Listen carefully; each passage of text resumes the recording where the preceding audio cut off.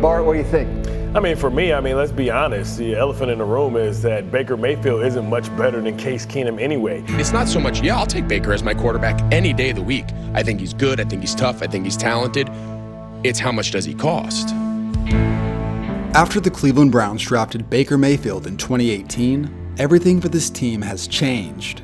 In just 4 years, the Browns went from a laughingstock to winning a playoff game and becoming one of the contenders in the AFC. Yet, despite being the first consistent quarterback the team has had in a long time, the future of Baker and the Browns is unknown. Some think he's just not good enough, while others think that he shouldn't get paid like other franchise quarterbacks, which, interestingly enough, feels very similar to what happened to future Hall of Famer Drew Brees. Drew Brees took over a team that was awful when they drafted him, and he led them to the playoffs in his third season starting. But the following season changed everything.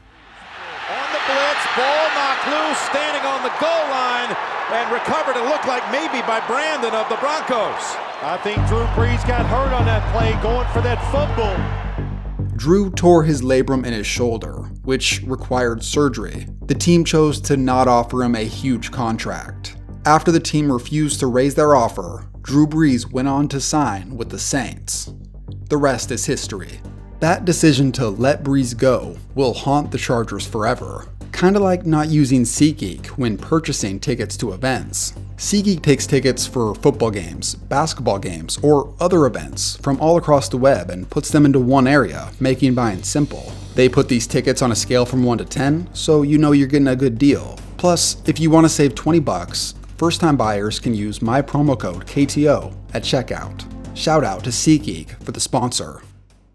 I think you're underselling him, but again, it goes along with the narrative that you've had about Baker this entire process. I think that the high end is Drew Brees. Oh, God, Joel! What? He's the most accurate thrower of my life. Yeah, and Baker Mayfield just set the NCAA efficiency mark in back-to-back years. This take back in 2018 was one of the reasons why I remembered the Drew Brees and Baker Mayfield comparison.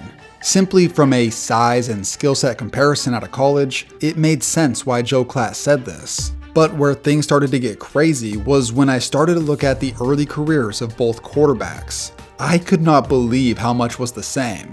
Here's the list I came up with. Both are around the same size. Both are from Texas. Both didn't get into their school of choice, at least initially for Mayfield. Both went on to become the best college quarterback in the nation, praised for their incredible accuracy. When it came to the combine, they're basically the same athlete.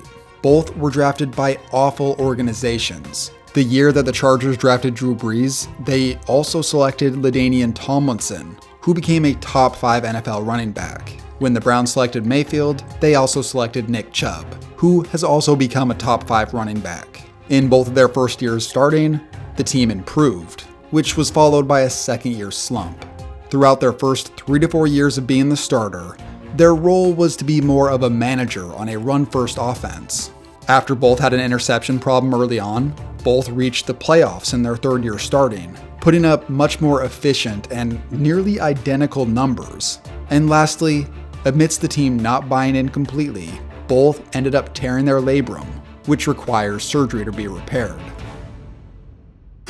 Now, first things first, I do want to point out that their situations weren't exactly the same. Brees dealt with a much more serious injury, considering that his torn labrum was in his throwing shoulder.